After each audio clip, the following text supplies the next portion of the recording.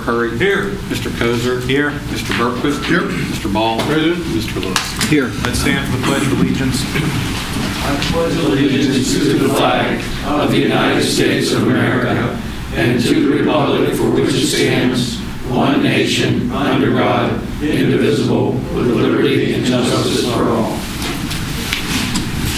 First item on the agenda is the approval of the minutes of the regular meeting of August 26, 2019. Move that be approved. Second. Motion and second. Any discussion?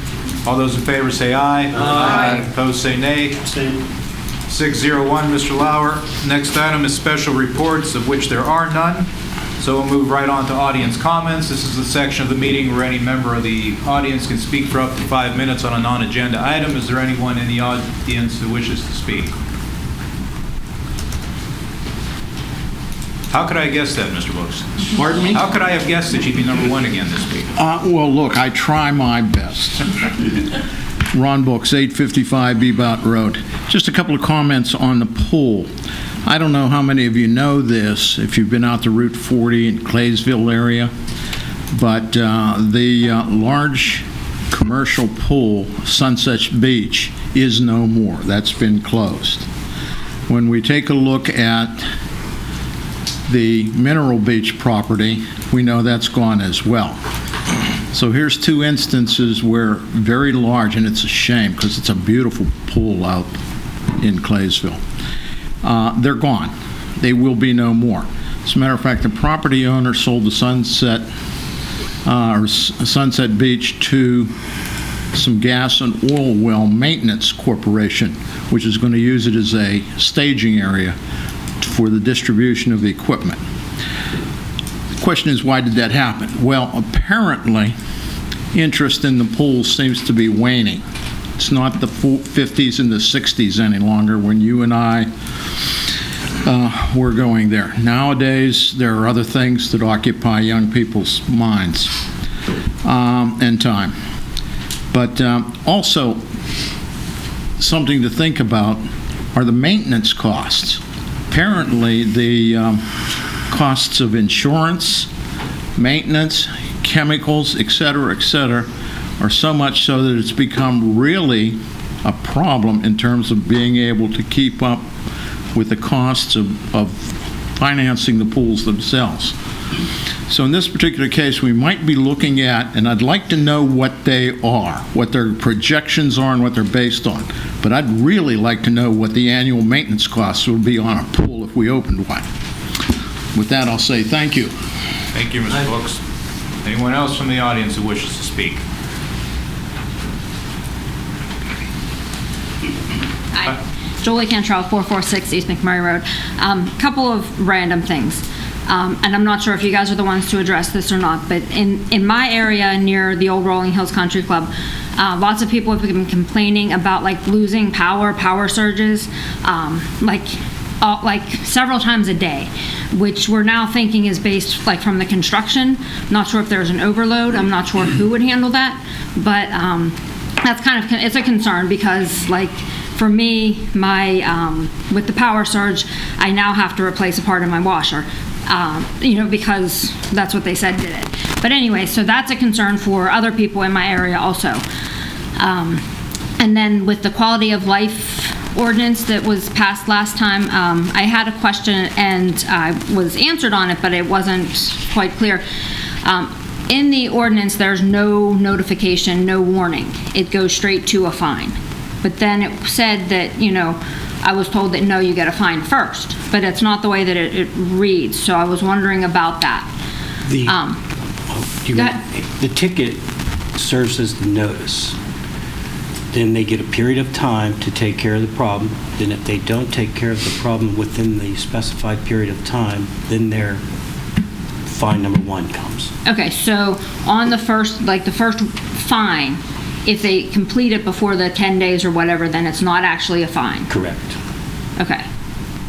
All right, I'll check. There wasn't a change in the ordinance. Right, the ordinances weren't changed. All we did was change how we're notifying those that have been complained upon by their neighbors. Okay, so what it seems to be is that instead of that, well, that also, but then now the $35 and the $50 fines seemed like they were new, because when I was reading the other stuff, it didn't look like those were in there.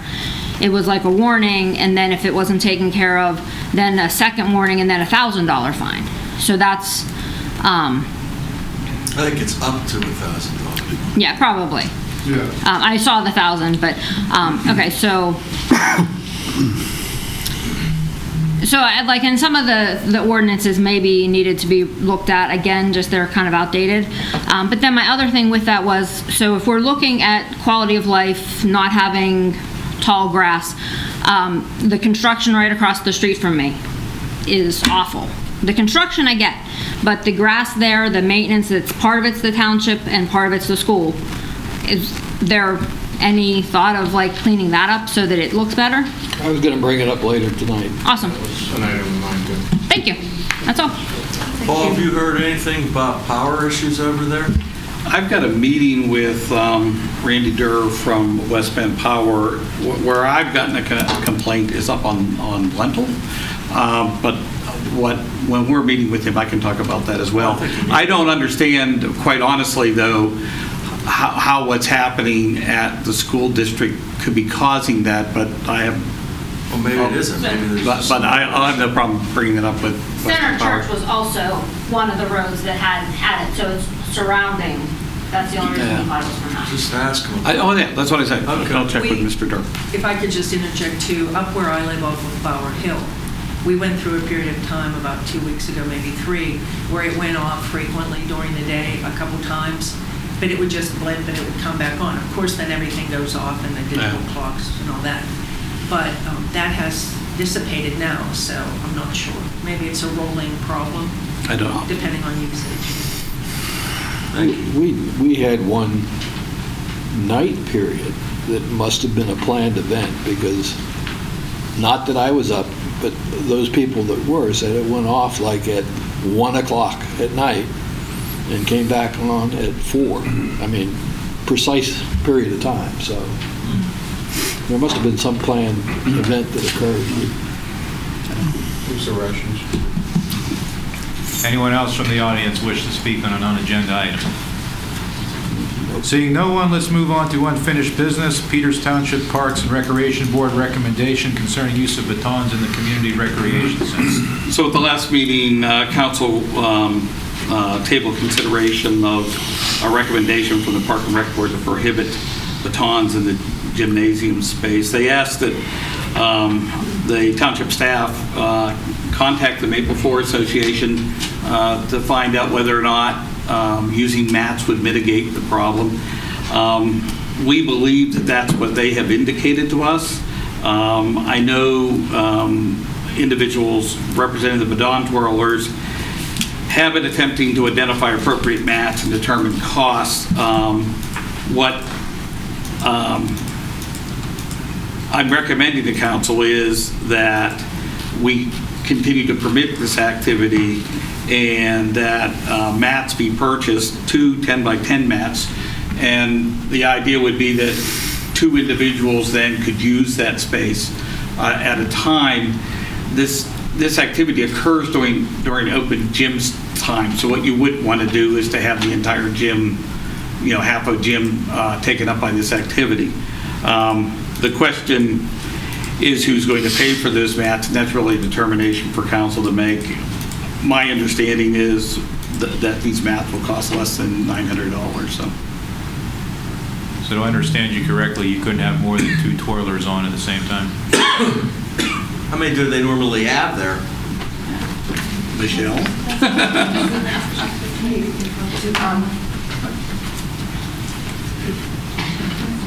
We can both try to answer that. I mean, obviously there's times with none. There's times that we have maybe 1 or 2. There's times that there might be up to 4. I've never really seen more than 4 in there at a time. Yeah, and usually when there's that many, they're taking turns. So there wouldn't really need to be a need for more than 2. Well, And I'm not even sure, I think that that's what we had discussed, that there can be more than 2 twirlers in the gym, but just 2 twirling at a time. Do you know how heavy these mats are? She I have has some that for you. information. I actually, my name's Kim Klein. I don't know if you need my address again or not. 17 Gladden Road in McDonald. I have been in touch with a company called Dural Comp, and they make floors, floor coverings, particularly for winter guards and stuff like that. I got a price on a 40-ounce vinyl, which is the heaviest vinyl we could find right now. He said a 10 by 10 piece of a 40-ounce vinyl would be about 28 pounds. So, It's something that somebody could take up readily. yeah, there's a way to roll them. They have a center that you roll around, and we can. I just asked that because I saw something from the Related to the manufacturers cart. about, not leaving them there for long extended periods of time. And not using carts to, wheel on. And I think the other thing carts is, for like wrestling mats, but I don't think you would need Something like that. Yeah, the carts, they're probably more for the ones that cover the whole floor. Okay. But should we I have a do think the place one to thing store is, them? whatever the mat is we're going to use, I think we owe it to ourselves to get a sample of the material so we understand what it is we're purchasing them, to make sure that in fact mitigate the problem. Well, and I just asked if we have a place to store them when they're not in use. Well, the mats that we currently have are rolled up and kind of in the corner next to one of the beams on either side of the gym. And we would probably do something similar to that. The reason being is because the other storage locations that we have are locked and not accessible to members. This way, these are out and available when they come in. Thank you. Has there been any issue with the elevation of the batons hitting light fixtures or the ceiling? We've never had a problem with that. That's my next concern, that as they get more aggressive or get more talented, that they're going to throw it up and They've been lights coming have- since the facility they have was. baskets around them. I realize. Yeah, they Yeah. do, but they've been coming since the facility was open, and we've never had a fixture break or get hit. Not saying that it couldn't happen, but, Right. yeah, knock on wood. Okay. I think Paul's suggesting that we Authorize. Make a decision, we should get a sample of this material so that we at least know what it's like and what it feels like and whether we think it would be suitable. Kim is requesting a sample from them so that we can look at it and make sure that it's suitable. Okay. All right, so we'll wait to receive that sample, then you'll put this back on the agenda. Well, no, I think you need to give me direction. The only question is going to be, because if it isn't this mat, we'll find another mat. The question is council okay with the township paying for these mats, or do you want somebody else to pay for these mats? That's the only question I think is something. Are they usable for any other purpose? They might be. I'm not sure what the size of them, what they would be able to be used for. I mean, like she said, I'm sure that there could be a use. We've never encountered a use that we would need them for. Would people use them for tumbling or gymnastics? I wouldn't think that they would use them for that, maybe dance, like ballet, or we wouldn't allow any kind of shoes in there, such as tap, that would affect the floor. But if somebody decided to go in there and practice ballet, this type of mat would make it easier for them to do their dance on, but we don't get that kind of use in there regularly. And the people that do this baton twirl, is there a fee for that? Do we charge a fee for that? They come and use the gym as an open gym, so they pay for a membership. They don't pay an additional fee. So we think it'll be around 900 or under Less than 900, I think. Based on the quote that So you have. the quote I got for one 10 by 10 piece is $189. This is In a which new case, the township price. can certainly I think we absorb can that cost. manage that. Well, Because we're willing to pitch in if we have to, but I'm just, Well, you shouldn't have said that until I... It's a salesmanship 101. I am not a salesman by any means, that's for sure. If that's what it is, I think the township can handle that. But, get the sample, let's see Okay. what it is, and then authorize Paul to move ahead with it. So, Should do we your make a Paul. motion to, Good. I'll make a motion that we authorize the manager to purchase the appropriate mats to use for the twirlers, and that the township will pay for them. Second. Motion and a second. Any further discussion? All those in favor say aye. Aye. Opposed, say nay. 7-0, Mr. Lauer. Move on to new business. First item would be request to honor Captain Paul Urquhart, a Peters Township resident who served in Vietnam and is listed as missing in action. Yes. I take it you're Bob? Yes, sir. Espinel? He has contacted the township for the purpose of discussing honoring Captain Urquhart, and I'll turn it over to you. Good evening. I'm Bob Weissmantel, actually Robert, but everybody knows me as Bob. I live at 908 7th Avenue, Conway, Pennsylvania, Beaver County. I'm here in Washington County to ask your permission to place a street sign on existing sign that Captain Paul Urquhart lived on. If I can continue with why I want to do this. Point being, in the Vietnam War, we've got 1,592 MIAs. And those guys are 554 from Pennsylvania. Those guys are forgotten about. They give their life. And I know you have a monument out here for Paul, Captain Paul. I'm sure you understand what he did. He gave his life. I mean, he was in a helicopter, and I'm sure you guys know what everything that happened there, that he got grenaded and it caught fire and he was gone. And they went back, 8 days later, and there was no trace of any human beings, period. And it was him and another service member in the helicopter. So we have no idea what happened to him. When another veteran dies and comes home, he has a stone. His family can see him. He's somewhere that somebody can go pay tribute to him. In Beaver County, we had 4 MIAs, and we honor those 4 guys twice a year at our monument.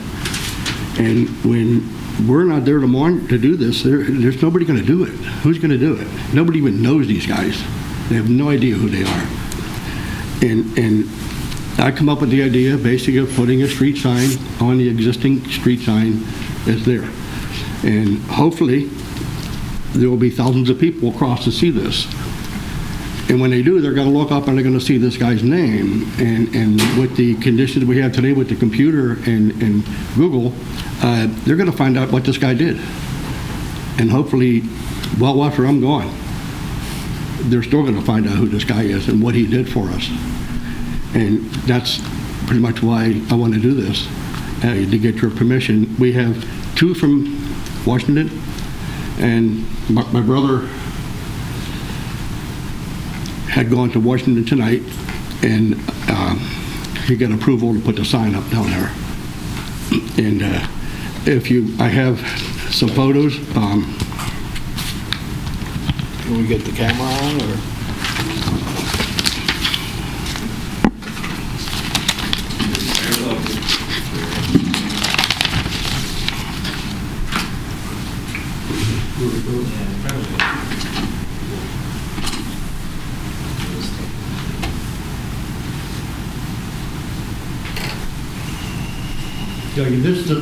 This is a street sign here from Officer James Tritt.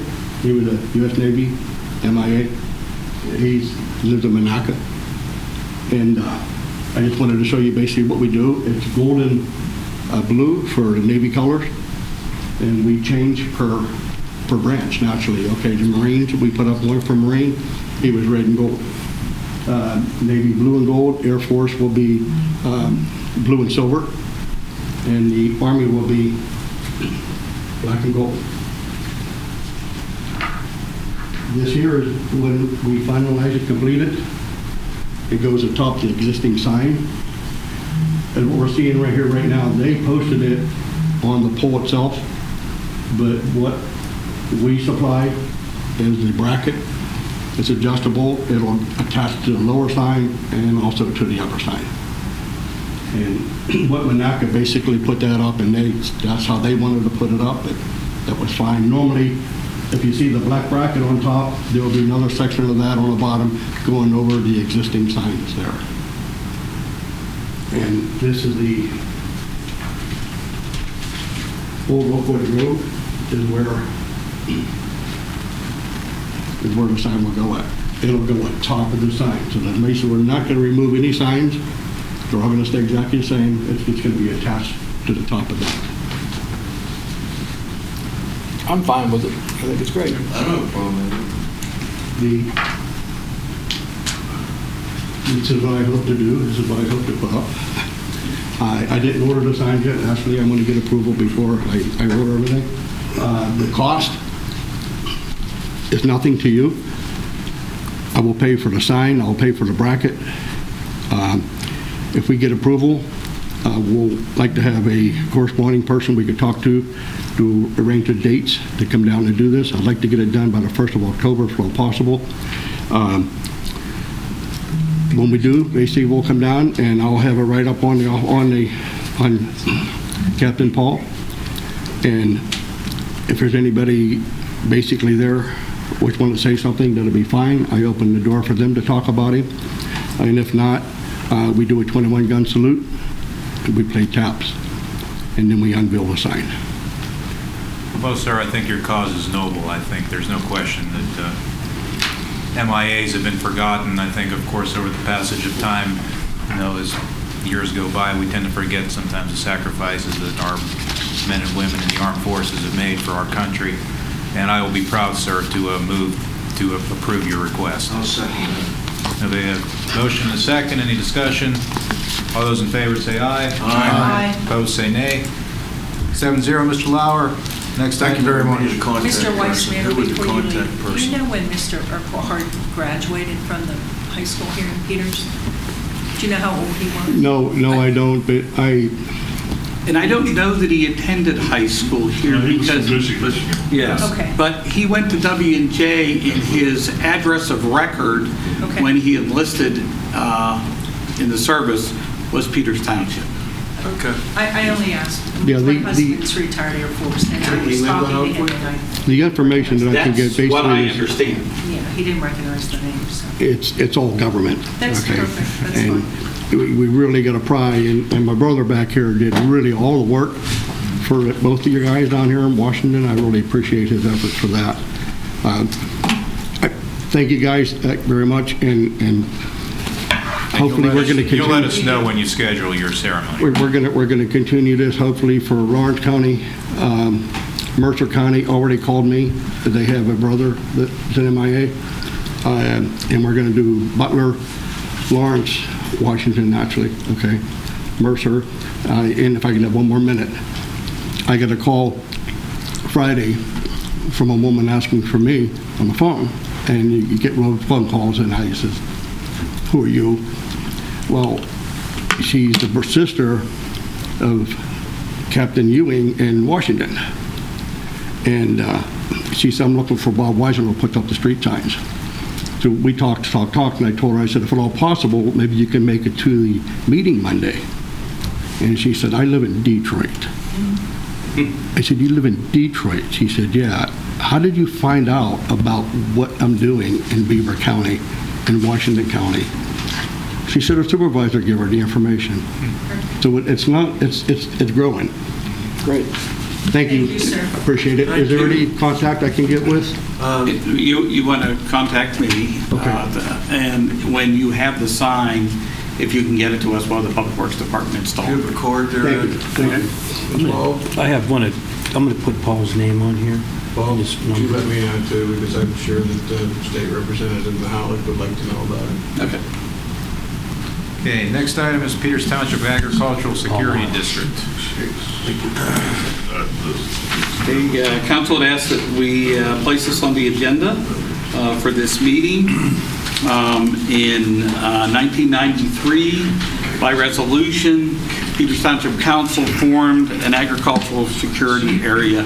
The motivation for creating that area at the time was a discussion by the Turnpike Commission about constructing the Southern Beltway through Peters Township. So the properties that you see highlighted in both yellow and red are currently included in the existing agricultural security area. So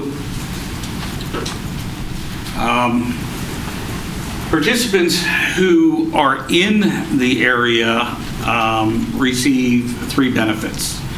And it was the first that caused us to have an interest in it. There's an additional review of farmland condemnation by state and federal agencies that's required. So it isn't that properties can't be taken for a public purpose, it's that if they are taken for a public purpose, there's an additional requirement. And in particular, it provides additional protection from state and local governments actions as opposed to actions that may occur by some other agency. Properties that are in the agricultural security area qualify for consideration under the Farm Land Preservation Program. And so there is a program in the state of Pennsylvania that is affiliated with the county conservation districts, as well as in Washington County's case, the Washington County Planning Department, where a farmer or an owner of agricultural property can sell the development rights to their property, and that property remain as a farm. That as because the value of land, agricultural land in Peters Township is so high, that program probably has little application. As of right now, the maximum amount that can be used to acquire acreage is $3,000 an acre. So when you look at what agricultural land is worth in Peters Township, that program would be difficult to do. And then finally, the Act provides protection from local ordinances and nuisance lawsuits affecting normal farming activities. So once this is created, every 7 years it is up for review. Now, the township has not reviewed the agricultural security area since it was created. If it is not reviewed, it simply remains intact as it was formed. And one of the reasons why it may make sense to go back and look at this is that even though you're in this ag security area, there is no prohibition on the part of the agricultural landowner no prohibitions from developing the property. So those properties that are shown in yellow at this point, had you formed that ag security district this year, probably would not be included because they have now been developed. So it might make sense to go back and remove those properties. The other thing, there are other large tracts of land that might qualify to be included, and this would give an opportunity to those property owners to have their property included in the ag security district. Can we identify the red properties? So we didn't have. Do we have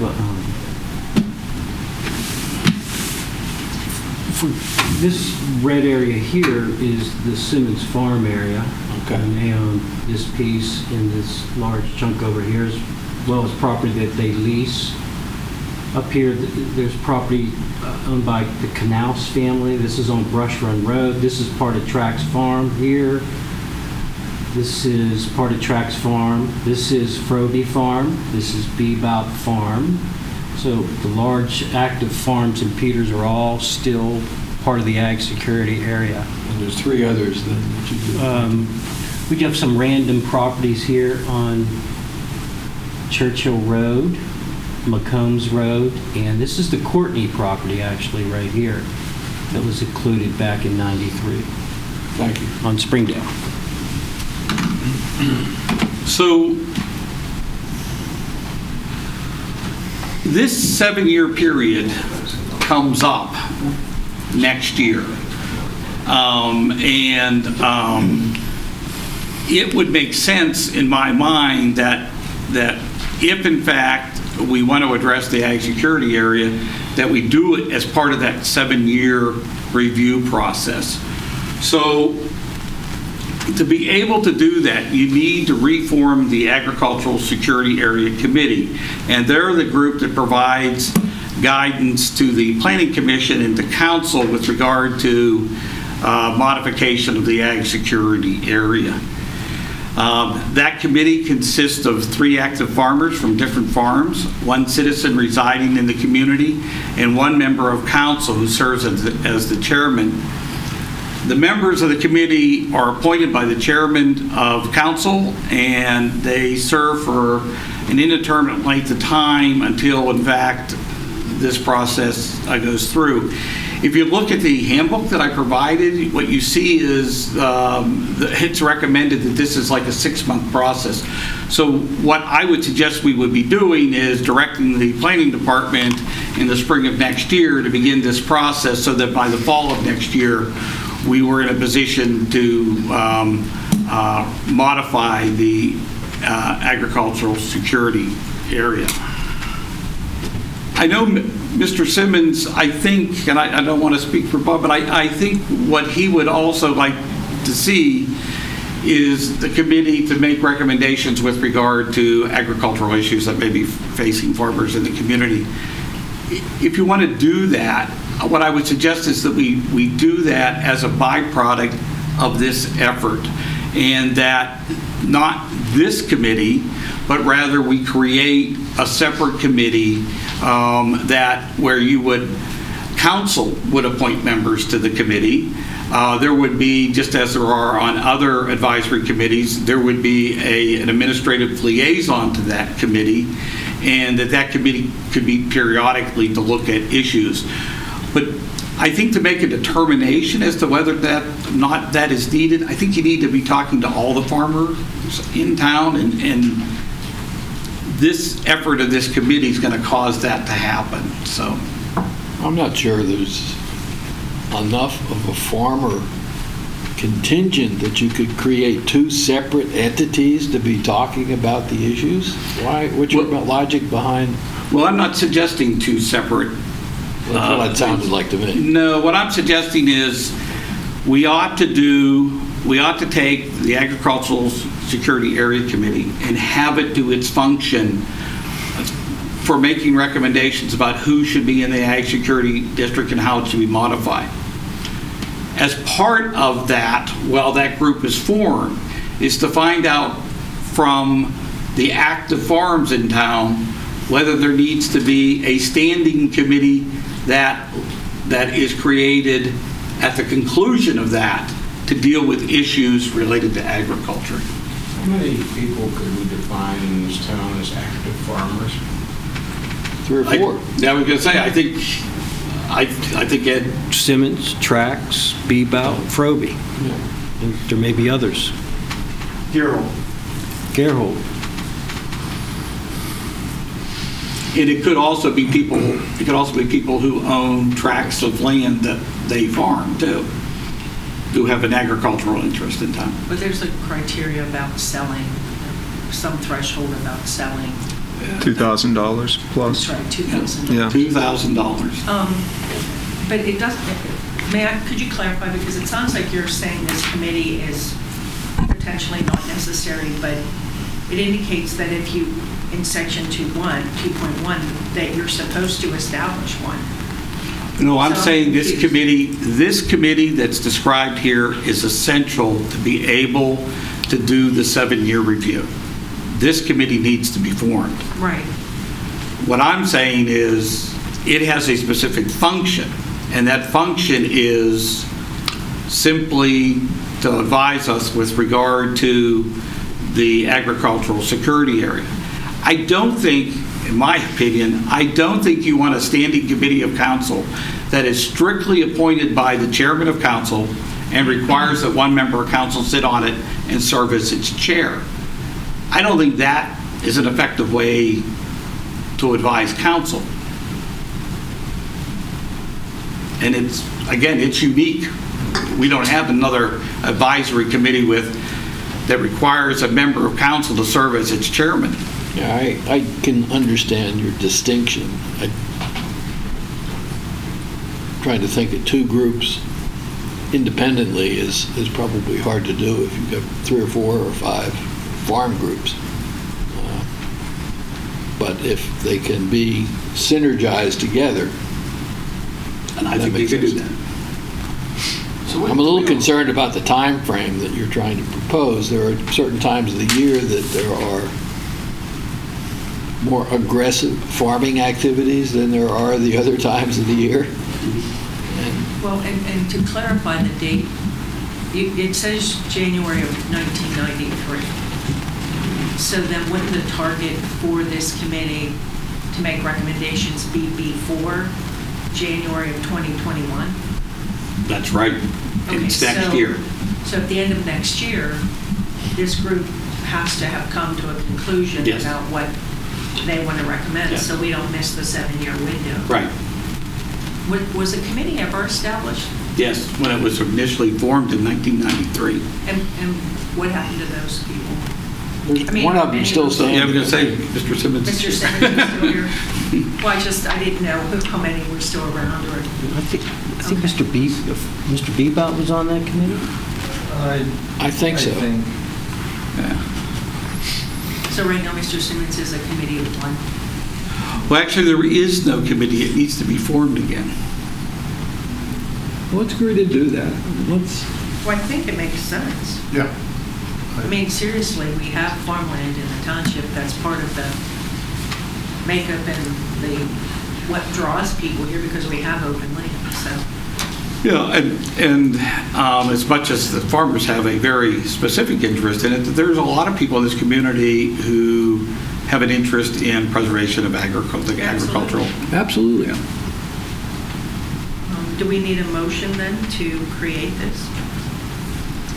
I don't know that you need a motion. I mean, if the consensus of council is that we proceed on that basis, I don't have a problem with that. I think you have. You've got the consensus. As I said last meeting, I'd be happy to serve.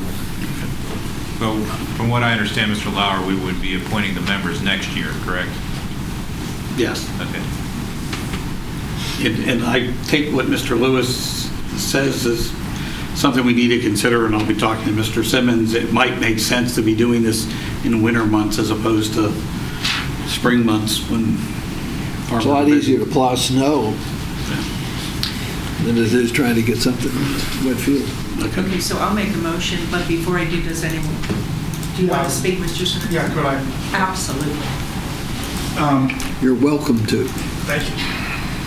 Not always, but this time. 170 Simmons Road. I've been a resident here in Peters Township for 57 years. With all due respect, that was a very watered down description of the ag security area, and I won't take up a lot of your time, but I would like to point out a few things. And if the committee, I want to be honest, I think what Paul was saying is what he said last meeting. He's repeating what he said. The only purpose of the committee, the job of the committee, is to simply decide who is in the ag security area and who is out of the ag security area. I disagree with that. And if that's it, I really don't want to be, because I really don't care who's, that's not my point. I would like to get to why I've asked for a review of the ag security area. And the reason that I am asking about the ag security area is because of and I want to read what it exactly says about, I'm just going to read it. This is right from the law. Every municipality or political subdivision within which an agricultural security area is created shall encourage the continuity, development, and viability of agriculture within such area by not enacting local laws or ordinances which would unreasonably restrict farm structures or farm activities within that area. It goes on to say public nuisances. Any municipality or public subdivision law or ordinance defining or prohibiting a public nuisance shall exclude from its definition of such nuisance any agricultural activity or operation conducted in normal farming operations. Okay, so it's not just a matter, it specifically says that any land within that we're supposed to be excluded from ordinances. Now, the answer that I always get from staff or everything is, We don't do that. We don't anyway. We don't bother you. Quick history, because some of you may not even be aware of this. And I'm going back a ways, but starting with your no single projectile ordinance. Deer were destroying our apples. We worked with the Game Commission, did everything legitimately, legally with the Game Commission, put up fences, tried that first. They were getting through and over the fences. We were shooting some of the deer. My father ended up at the magistrate because of the no single projectile ordinance. We were, and again, I remind, this wasn't a safety thing. We were, at that time, Stonehenge wasn't even there. We were miles from any occupied building. The Game Commission said we were legit, and the Game Commission went up to bat for us. They said we're allowed, it's crop damage, we're allowed. Nevertheless, my father ends up at the magistrate. Too much noise. Okay, you have a noise ordinance. We were using a sound to scare the birds out of our corn. We were violating noise ordinance. We ended up getting cited. Can't scare the birds out of our corn with noise. Can I point out one thing? And it's because you're right, Bob, that there is protection, but it's not an absolute protection. And that particular activity, if you look in the Ag Security Handbook, there is they attempt to define this idea of what constitutes a public nuisance and what kind of things farmers are expected to adhere to as a matter of public safety and health. And that particular one... when is noise safety? Hold on one second, but let me finish. That particular case was actually adjudicated somewhere else and found that activity would be considered a public health issue. I'm giving examples of where we're I'm giving examples of why I think it is needed, why the Ag Security area needs to be here. Okay. Well, the problem is the definition of normal farming operations wouldn't include that. That was what the courts determined. Okay. Right. And I'm looking at it right here. It wouldn't include that. Yeah. It says customary and generally accepted activities, practice, and procedures that farmers adopt, use, or engage in year after year in the production and preparation, blah, blah, blah, blah. Yeah, and my only point is, I totally agree with Mr. Simmons. We are prohibited. You could pass an ordinance that said you can't have these huge sprinkler systems. Yes, absolutely. Okay? Yeah, that's right. Glare. But I understand what he's saying, too. Glare from... There's a fine line. And there's never been, my point is, there's never been consideration when you make these ordinances. Never once have I heard, well, what about the Ag Security area? Never. I mean, at least if there was consideration, at least, that would help. Glare from the greenhouse. I'm sure Mr. Lewis remembers that one. Supposedly the sun was glaring off the plastic, which a greenhouse is a normal farming operation. Sun was glaring off through it, bothering the neighbors. We had to spend thousands shading the greenhouse, tinting the greenhouse trees to block the glare from going onto the houses. And every day that I have to take the plants out of that greenhouse, move it to another greenhouse so it gets some sun, and then put it back in that greenhouse, I curse the day that you made me do that. The culvert at Just About Road. Suppose there's a creek that comes down through, and this was the same property that you got us for the too high of grass. The creek goes through the woods. We don't even farm at the wood. We farm next to the woods, but the creek goes through the wood, goes off of our property, goes to a culvert on Just About Road. Supposedly the branches from the trees of the woods and plugged the culvert of Just About Road, and we ended up with, again, the little old lady in Texas got a letter saying that you were going to lien her property because we weren't maintaining the property good enough. The building of the farm market. I may add, I want to go back to the law. In the law, it says that all municipalities are encouraged to encourage landowners to make long-term commitments to agriculture by offering them financial incentives for development and building on their property. Okay, so to me, that's pretty good plain English. You're supposed to encourage me financially and allow me to build and develop my farm. Okay? We sold the produce out of the house, the old farmhouse that I was born and raised in, 170 Simmons Road. We sold out of the garage for years. We needed a market. We were having people wanted to come to our farm to buy fresh produce. Went to get a building permit.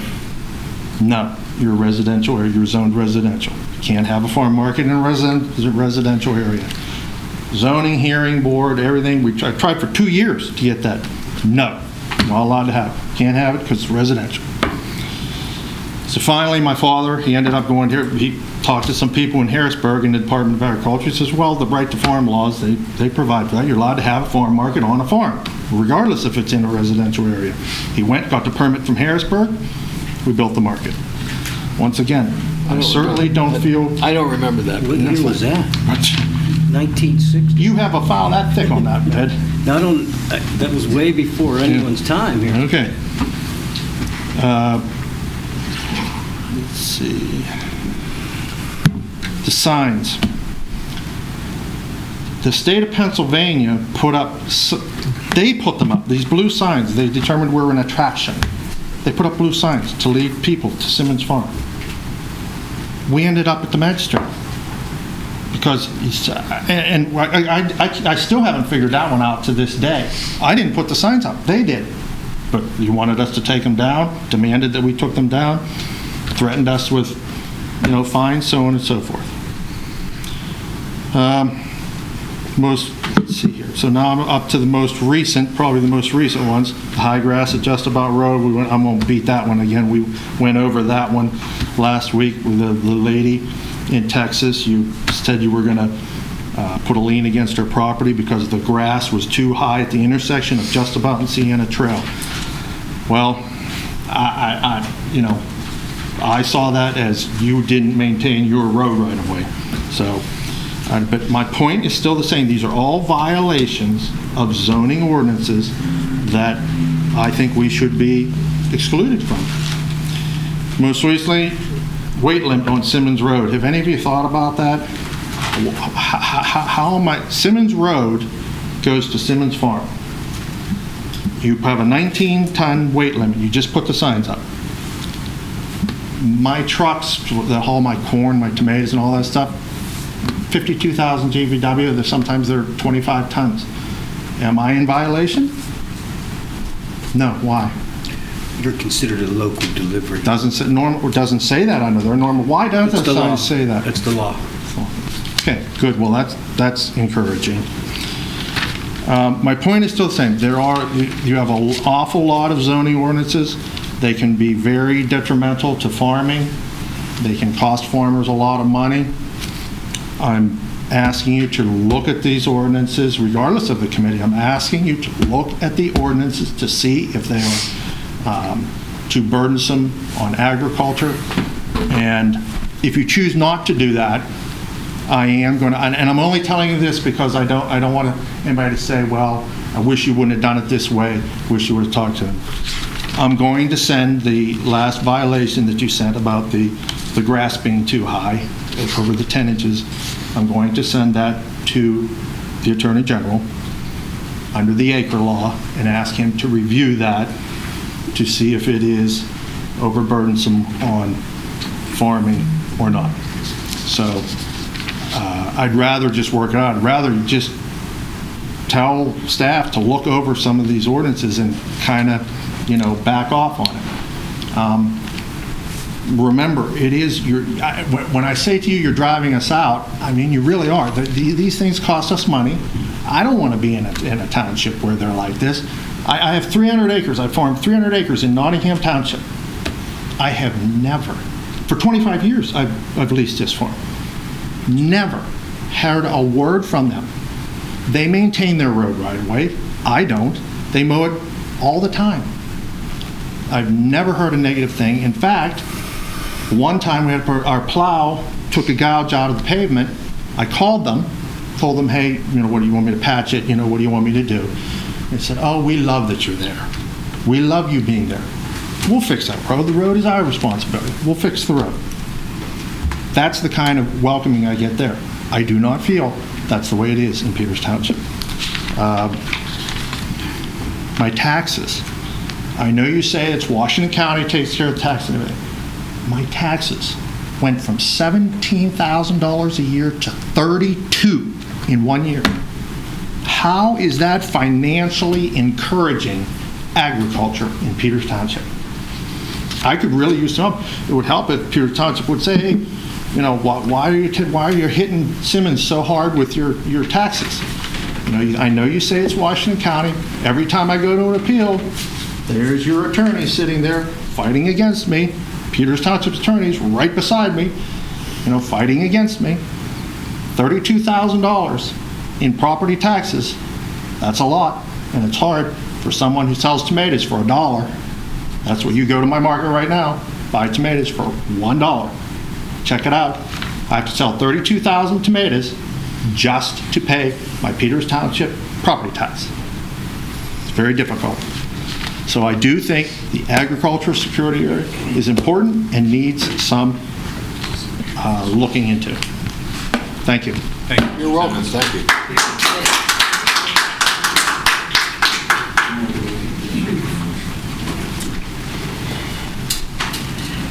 I'll make a motion that we have the manager direct the planning department to develop an action to facilitate renewal of the Peters Township agricultural security area and to initiate the ASA committee. Second.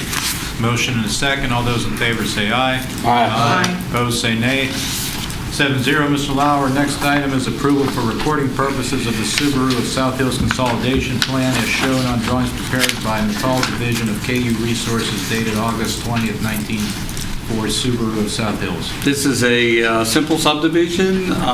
There are two parcels. What's being done is where that red line is removing that property line so that it combines these into one parcel. Is also establishing a set of easements for utilities to come through it. At one point in time, this property was going to be developed residentially, and at that point in time, there were a series of easements that were created for sanitary sewers and storm sewers. Those no longer are needed and will be abandoned as part of this plan. It's my recommendation that the Peters Township Council approve for recording purposes the Subaru of South Hills Consolidation Plan. So moved. Second. Motion and a second. Any further discussion? I have a question. What's the purpose of consolidating the two lots? I mean, what? Their intention is to come in with a site plan to expand the Subaru garage and also to have vehicle storage on that other existing property. So their intention is this is the first step in what will be expansion of that site. We're at 19 to the bottom there? Yeah. Yes. So that's all, is there anything on that second lot at all?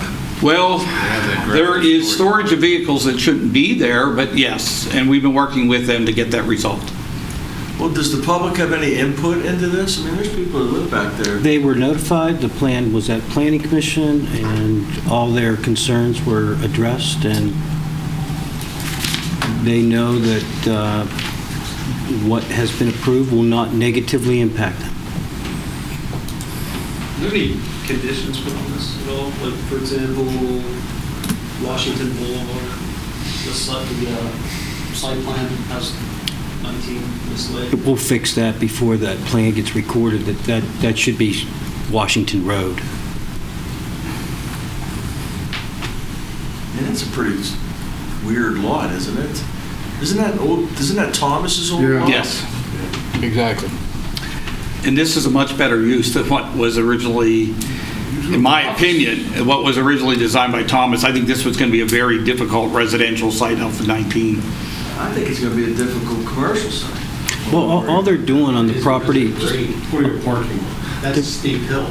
Right. And you're going to affect the houses up there by them leveling that off. I'm sorry, if you want to speak, you got to come up. Well, we're going to address all that whenever they That- come in with a site plan and It's already been whatnot, so. Okay. Got a motion and a second. Any further discussion? All those in favor say aye. Aye. Opposed, say nay. 7-0, Mr. Lauer. Next item is resolution authorizing the appropriate township officials to file a grant application to the Washington County Local Share Grant Program. As there is an annual application process under the local share program, we would like to submit a grant application for $250,000 for additional funding related to development of trails in Rolling Hills Park. So moved. Motion and a second. Any discussion? All those in favor say aye. Aye. Opposed, say nay. 7-0, Mr. Lauer. Next item is request for the McMurray Rotary Club to use the township logo. It's, they want to be able to use it within their identification package for their club. I think it's a good use. We have a good working relationship with the McMurray Rotary. Well, I'm going to make a motion that we approve non-exclusive license to the McMurray Rotary Club to utilize our logo, subject to our ability to cancel that if we need to in the future, because nobody knows how that's going to evolve. We have a motion and a second. Any further discussion? Just a comment. Could we ask that they submit that for your review prior to doing that, so we know what they're doing? Yes. And we're going to have an agreement, right? Yes. An agreement that will be reviewed by the solicitor. Yes. Okay. And just one other question before we go ahead.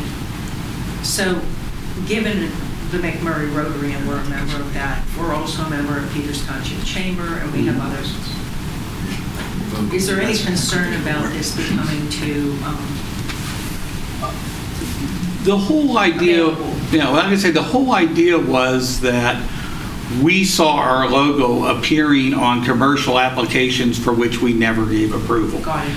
And I think, the Rotary and the Chamber are the kind of organizations we ought to be supporting and should be proud to have our logo as part of their... Okay, so anyone who would want it in the future would need to come to council? Yes. Thank you. And we have a motion and a second. All those in favor say aye. Aye. Opposed, say nay. 7-0, Mr. Lauer. Payroll and bills. Mr. Chairman, I reviewed the payroll and bills, find them in order, and move they be paid. Second. Motion and a second. Any discussion? Just a quick comment. I did ask about two bills, and Mr. Jarosky was kind enough to explain to me why they look like the exact same duplicate amount for Jeffrey Associates for shelters and Liberoni. And it was about the way they're actually going to be paid coming from different funds. I thought that was too coincidental that the numbers were exactly the same. So this is something that I guess we do from time to time, split the money. So thank you for that. Yes. If anyone's looking at that and wondering why. Okay, we have a motion and a second. All those in favor say aye. Aye. Opposed, say nay. 7-0, Mr. Lauer. Next is correspondence. Anything we need to discuss under correspondence? Senator Pam Iovino would like to meet with council to understand what the needs of our community are. It'd be a short meeting, probably before one of our regular meetings. So I'll work with Mr. Kozer to find an appropriate... Who wants to meet with us? The senator. The state The senator. Your state senator. Could I just enthusiasm. ask about the correspondence from PCSA? It was their audit, but that spurred a question. Several months ago, we attended a meeting to discuss the potential sale of CMA. And I had asked, Mr. Lauer had agreed that he would write a little bit of a summary and kind of maybe see if there was any updated information. Would you be able to I can help do us that. with at some I point? recently had a chance to talk to Mr. Matta, their solicitor. Their board is still opposed to that, but I think they're going to still go through the motions. Okay. Thank you very much. Okay, is there any member of council who wishes to discuss any of the various committee meeting minutes? No, thank you. Anything under miscellaneous, Mr. Lauer? Just a couple things. One, as you exit tonight, Yes, you I will saw see a the Christmas star. decoration. I would like to know whether or not, what council thinks of that. We would like to be able to have a lit display on the poles. As long as they're not up before That's why there's only one up. And we haven't bought more than one. No, I thought it looked nice. No. Okay. Where is it? Can we see it out the window? You can when you leave. It's in the The entrance. business right across the street from us, you know, we have various businesses in the right town center, because she didn't get a banner. I think I had asked if we could possibly get one. And what that is not the only call that I have received, and what I explained was that we were going to take a look at this and come up with a policy with regard to how we're going to do that. Maybe we should auction them. I don't know, but Supply and demand, right? The two items, Mr. Lauer, where do we hang the notice sign for the property maintenance for Rolling Hills Park? well, I don't know as much a problem on our side as it is on the other side of the property. Yeah, it's pretty equal. It's on our side, They were trust me. distant, they're both. I'll tell you what, I'll speak to Mr. Herson tomorrow that we can get our Sign side. is hanging on Mr. Lauer's door.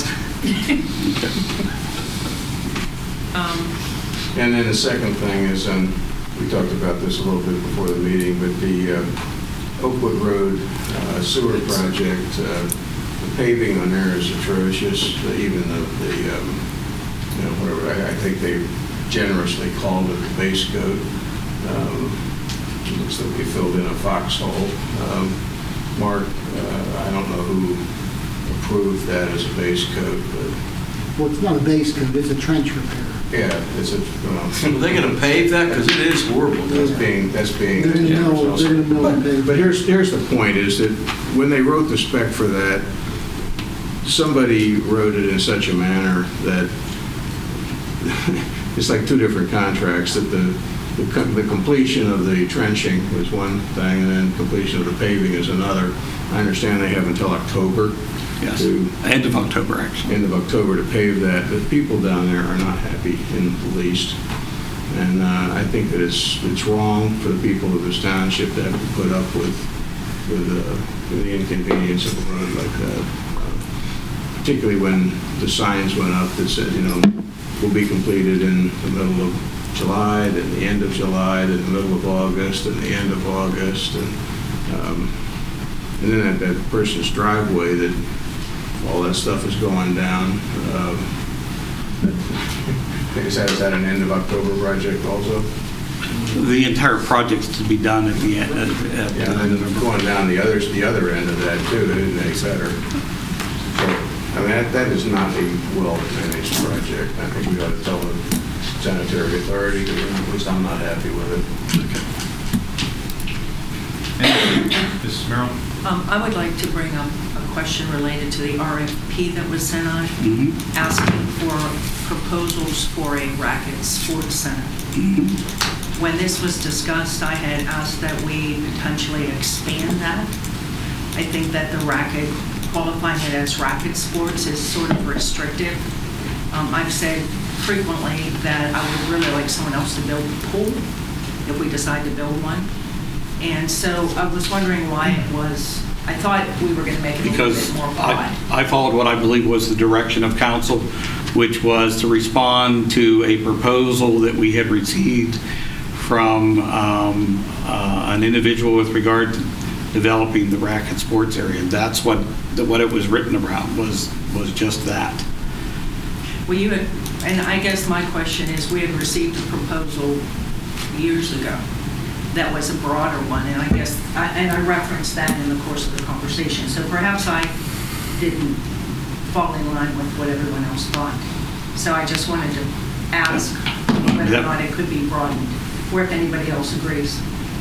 But I don't think it can be broad and meet the time frame that was suggested by the potential bidder. I haven't heard, to be honest with you, I haven't heard from him, so I don't know whether he's responding either, so.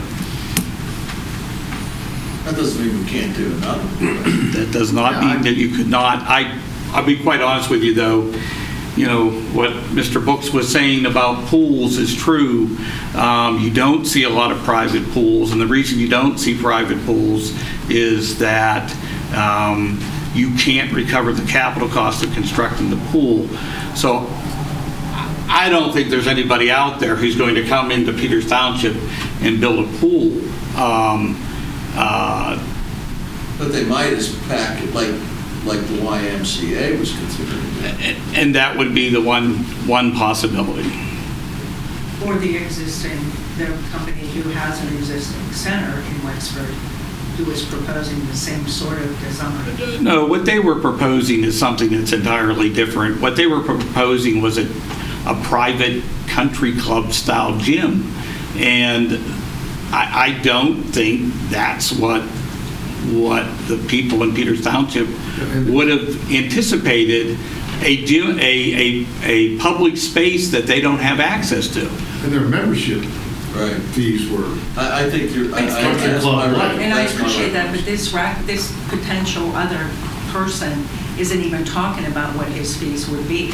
So, I mean, we don't even know. Well, but that's the whole idea behind the request for proposals, because one of the things that's requested is that he submit a business plan. And part of that business plan, I would think you'd be describing your sources of revenues and what you'd be charging. Well, like I said, I would rather have been broader, and I would like to work with someone who has done this before. That's a concern I have. Okay, is there anything any member of council wants to see on the next agenda? Well, one other thing, Mark, Hidden Valley Road, was it on the paving? Was it paved? It was milled today. It was milled today. It will be paved by the end of the week. I thought we were done. No. I thought we were done with the paving program, and... No, hopefully not. As the Giant Oaks people would all like to Do we hear. know anything about the logging that's proposed back there? I think it's mainly done. So we're doing the road now since they logged. We didn't ask them to. No, this road's been on our watch list for years, we see now. Yeah, I know that. I'm still not sure why it's not a private road. Thank you. What's going on with Courtney? Can we put that on me? I want to talk to you about it after the meeting. What about the conflict in the workshop date? That's what I was going to suggest, is moving the workshop to October 1st on Tuesday, if that works for everybody. I really would like to be able to have as many people at the first workshop as possible, because at that particular workshop, we're going to talk about items that I think can impact, have a significant impact on the budget. So, I sort of remember the chairman saying he didn't think he could make it first. I started trial the next day, but then I'll make it work somehow. Okay. May I share one other thing?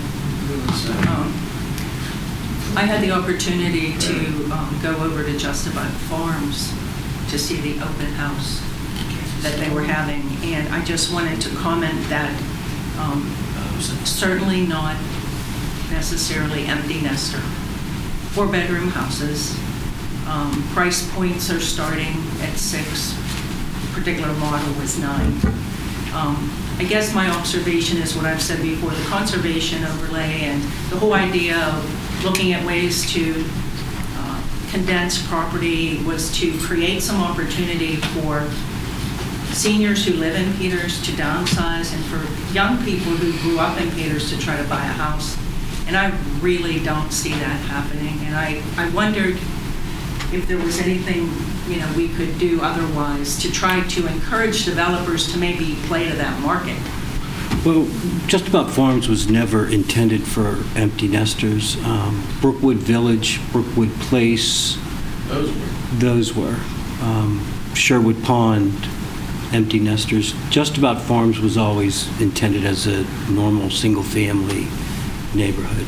We are seeing lots of new empty nesters buying in Brookwood Village. Because they're coming from Sherwood St. Pond. Clair and Allegheny County. Well, they're places also like that. coming from Peters as well, but there are developments that we have approved that are empty nester targeted. I guess I'm just commenting about that. What do you see as an empty nester price? Seriously. I don't dictate, we can't I dictate know. price. I know, but that's- Everything in Peters is expensive, You're not going to period. see anything under the 450 range, I'm telling you that. Yeah, I think you're absolutely correct. And I'm not sure how we And there's nothing we can do about that, yes. Just But- the market. but- I mean, when you're paying $100,000 an acre for raw land, that's just what's going to happen. Right. And unfortunately, we don't set the price. But one other thought real quick, if we didn't have this alternative zoning, all we'd be seeing is half acre, they'd be starting at 800,000 and up. We got to keep that in mind. Plus, you'd be seeing a lot more hillsides. Well, Destroyed. The other issue is the traffic and the width of the roads. And you might want to just, now that they're showing that property, put the sign about this cul-de-sac will be extended, because people were asking about that. Yeah, we'll get that sign up there. And is that plan off of Thompsonville, is that empty That's, nester type that- stuff? That's not empty nester targeted. That's family. Single family. Just something to keep in mind too, our little plan when we talked about how to get out of Boyer Road. Do you remember when we were talking about that? Coming out the Union Township end of that, you can't get out of there. You mean where Ironwood Estates is? You can't get out of there with my car, I know that. Well, we do it all the time. We get out of both ends, and you can see, well, that was an existing road. That I road's- know, I'm just saying, it's a bad intersection. Just because of the sight distance, hay, but we'll check that out. Anything else anyone wants to see on the next agenda? Anybody have anything else? Okay, we're adjourned.